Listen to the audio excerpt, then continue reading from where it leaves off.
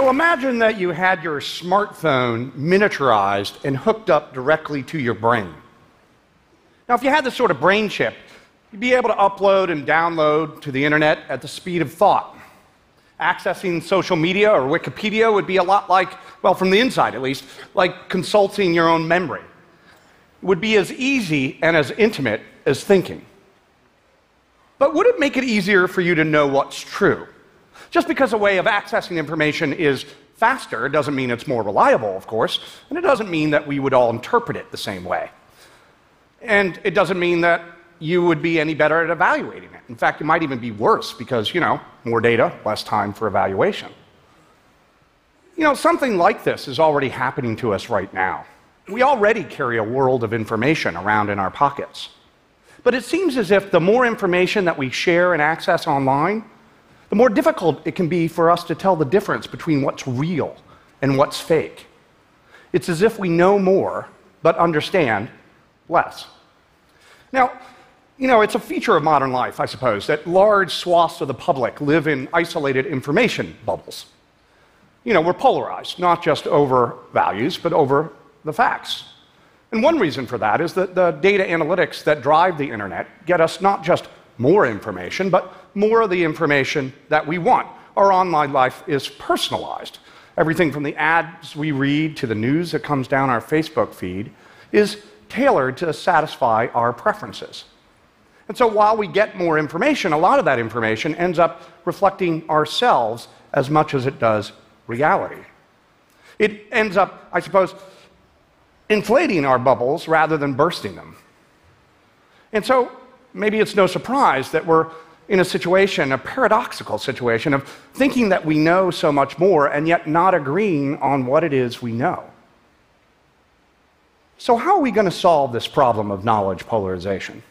Well, one obvious, tactic is to try to fix our technology, to redesign our digital platforms so as to make them less susceptible to polarization. And I'm happy to report that many smart people at Google and Facebook are working on just that. And these projects are vital. And I think that fixing technology is obviously really important. But I don't think that technology alone, fixing it, is going to solve the problem of knowledge polarization. I don't think that, because I don't think at the end of the day it is a technological problem. I think it's a human problem, having to do with how we think and what we value. In order to solve it, I think we're going to need help. We're going to need help from psychology and political science, but we're also going to need help, I think, from philosophy. Because to solve the problem of knowledge polarization, we're going to need to reconnect with one fundamental philosophical idea, that we live in a common reality. Now, the idea of a common reality is like, I suppose, a lot of philosophical concepts, easy to state, but mysteriously difficult to put into practice. To really accept it, I think we need to do three things, each of which is a challenge right now. First, we need to believe in truth. You might have noticed that our culture is having something of a troubled relationship with that concept right now. It seems as if we disagree so much that, as one political commentator put it not long ago, it's as if there are no facts anymore. But that thought is actually an expression of a sort of seductive line of argument that's in the air. And it goes like this. We just can't step outside of our own perspectives. We can't step outside of our biases. Every time we try, we just get more information from our perspective. So, this line of thought goes, we might as well admit that objective truth is an illusion, or it doesn't matter, because either we'll never know what it is, or it doesn't exist in the first place.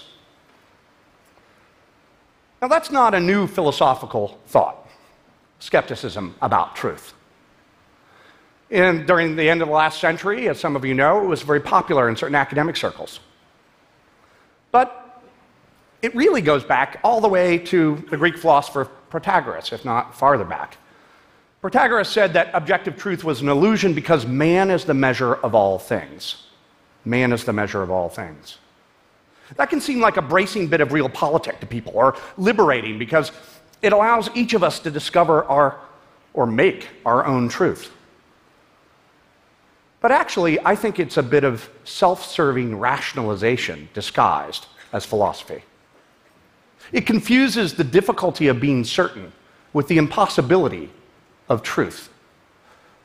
I mean, look, of course it's difficult to be certain about anything. We might all be living in the Matrix. You might have a brain chip in your head feeding you all the wrong information. But in practice, we do agree on all sorts of facts. We agree that bullets can kill people. We agree that you can't flap your arms and fly. We agree, or we should, that there is an external reality, and ignoring it can get you hurt. Nonetheless, skepticism about truth can be tempting because it allows us to rationalize away our own biases. When we do that, we're sort of like the guy in the movie who knew he was living in the Matrix, but decided he liked it there anyway. After all, getting what you want feels good. Being right all the time feels good.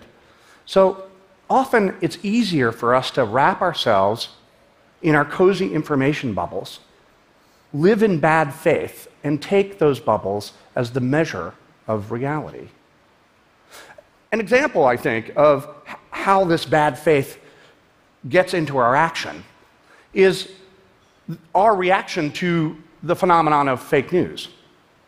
The fake news that spread on the internet during the American presidential election of 2016 was designed to feed into our biases, designed to inflate our bubbles. But what was really striking about it was not just that it fooled so many people. What was really striking to me about fake news, the phenomenon, is how quickly it itself became the subject of knowledge polarization. So much so that the very term fake news now just means news story I don't like. That's an example of the bad faith towards the truth that I'm talking about. But the really, I think, dangerous thing about skepticism with regard to truth is that it leads to despotism. Man is the measure of all things, inevitably becomes the man is the measure of all things. Just as, every man for himself always seems to turn out to be only the strong survive. At the end of Orwell's 1984, the thought policeman O'Brien is torturing the protagonist Winston Smith into believing 2 + 2 = 5. What O'Brien says is the point is that he wants to convince Smith that whatever the party says is the truth, and the truth is whatever the party says. And what O'Brien knows is that once this thought is accepted, critical dissent is impossible. You can't speak truth to power if the power speaks truth by definition. Okay, so I said that in order to accept that we really live in a common reality, we have to do 3 things. The first thing is to believe in truth. The second thing can be summed up by the Latin phrase that Kant took as the motto for the Enlightenment, saper aude, or dare to know, or as Kant glossed it, dare to know for yourself. Now, I think in the early days of the internet, a lot of us thought that information technology was always going to make it easier for us to know for ourselves, and of course, in many ways, it has. But as the internet has become more and more a part of our lives, our reliance on it, our use of it, has become often more passive. Much of what we know today, we Google know. We download prepackaged sets of facts and sort of shuffle them along the assembly line of social media. Now, Google knowing is useful precisely because it involves a sort of intellectual outsourcing. We offload our effort onto a network of others and algorithms. And that allows us, of course, to not clutter our minds with all sorts of facts. We can just download them when we need them, and that's awesome. But there's a difference between downloading a set of facts and really understanding how or why those facts are as they are. Understanding why a particular disease spreads, or how a mathematical proof works, or why your friend is depressed, involves more than just downloading.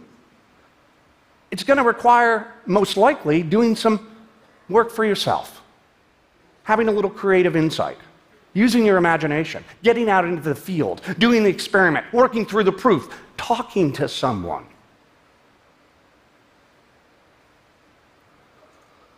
Now, I'm not saying, of course, that we should stop Google knowing.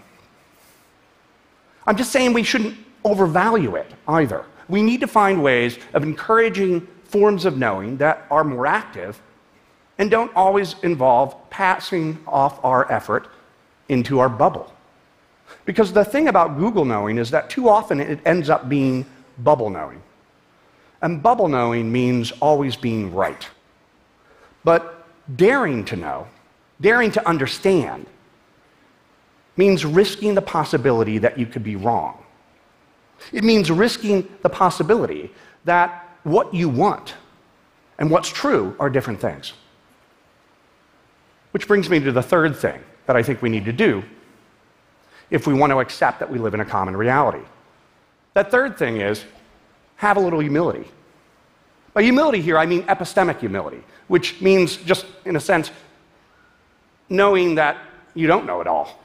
But it also means something more than that. It means seeing your worldview as open to improvement by the evidence and experience of others. Seeing your worldview as open to improvement by the evidence and experience of others. That's more than just being open to change. It's more than just being open to self-improvement. It means seeing your knowledge as capable of enhancing or being enriched by what others contribute. That's part of what it's involved in recognizing that there's a common reality that you too are responsible to. Now, I don't think it's much of a stretch to say that our society is not particularly great at enhancing or encouraging that sort of humility. I mean, that's partly because, well, we tend to confuse arrogance and confidence. And it's partly because, well, arrogance is just easier. It's just easier to think of yourself as knowing it all. It's just easier as thinking of yourself as having it all figured out. But that's another example of the bad faith towards the truth that I've been talking about. So the concept of a common reality, like a lot of philosophical concepts, can seem so obvious that we can look right past it and forget why it's important.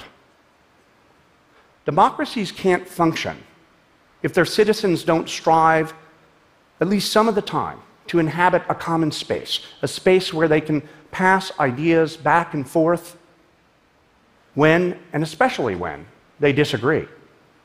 But you can't strive to inhabit that space if you don't already accept that you live in the same reality. To accept that, we've got to believe in truth. We've got to encourage more active ways of knowing. And we've got to have the humility to realize that we're not the measure of all things.